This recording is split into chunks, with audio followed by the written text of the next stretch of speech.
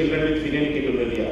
As soon as they came to Hyderabad in 97, we used to do screening for inborn errors of metabolism. If somebody is tested positive for it, we have to initiate treatment before third week. So how early the reports have to come. And galactosemia, within first week you have to treat. We have treated many galactosemias with the simple measures. It's not difficult. To diagnose is difficult.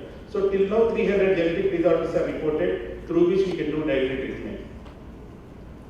So many inborn errors of metabolism, main treatment is diet. But when you prescribe data also, you should remember that not just give specific diet, you should supply all the essential amino acids for the growth. So it's not that I prescribe something and after that the story ended there. He will not become normal. You have to see that his growth is maintained properly. So this is the essential amino acids what we have to supply, whatever diet we may be giving to the child. So mainly the strategies in the management of inborn errors is reduce the substrate which causes the toxic, supply the essential nutrient, sometimes we give cofactor, sometimes we enhance elimination like sodium benzoate for urea cycle. So depending on the defect, we need to change our strategy. So one strategy won't work for all the disorders. Say I start with galactosemia because among all the things, this is the one which is tailored to treat in India. So this is, it commonly presents and you have good lactose-free formula.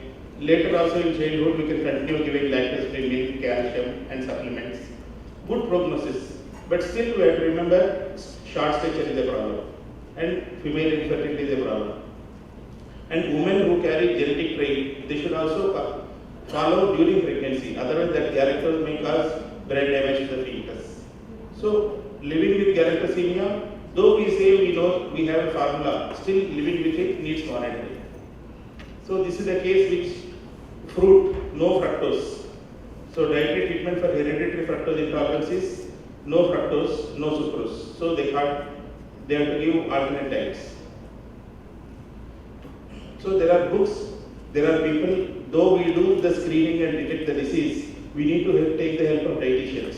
The main reason being, you diagnose the galactosemia, tell a parent that your child needs to take this diet. He will ask how much it will cost per month. You will say maybe 3,000, 4,000. He will multiply like, so 4,000 throughout life. So he will be confused. There is a shortcut. He needs to use that formula only for initial period of time, as long as breastfeeding. After that, we have expert dietitians, we have people, gastroenterologists, dietitians, people who manage specialized clinics to help them. So basically, in all this basically for PGs we thought we'll put at the table to know there is some diet and there is some specific intervention for most of the disorders.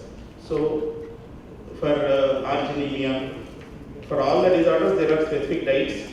We don't want to take time and do only few things we want to concentrate. One is homocystinuria. Homocystinuria is diagnosed in India. And the incidence is about 1 in 3,500 in some of the studies done from Hyderabad. And Indian formula are not available, but special diet can be made using locally diets. So wheat and pulse have to be restricted. That's why you can increase caloric density by mixing sago or arrowroot powder within wheat flour. So people also can try pyridoxine, folic acid and BTE. These things are known to cause improvement. So homocysteine within India also can be treated. And for people, for a 10 kg child, this is a chart what we can show how to make the requirements.